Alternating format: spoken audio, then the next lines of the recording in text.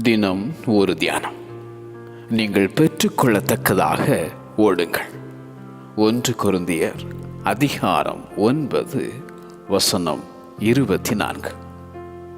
பந்தய சாலையில் ஓடுகிறவர்கள் எல்லாரும் ஓடுவார்கள், ஆகிலும் ஒருவனே பந்தயத்தை பெறுவான் என்று அறியீர்களா?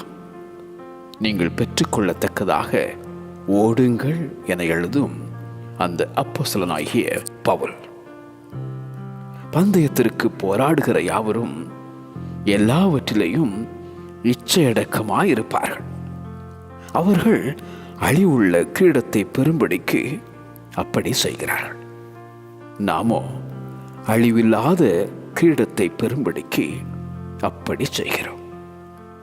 பாரமான யாவற்றையும் நம்மை சுற்றி நெருங்கி நிற்கிற பாவத்தையும் தள்ளிவிட்டு விசுவாசத்தை துவக்குகிறவரும் முடிக்கிறவருமாயிருக்கிற இயேசுவை நோக்கி நமக்கு நியமித்திருக்கிற ஓட்டத்தில் பொறுமையோடே ஓடக்கடவோம். நல்ல போராட்டத்தை போராடி விசுவாசத்தை காத்துக்கொள்.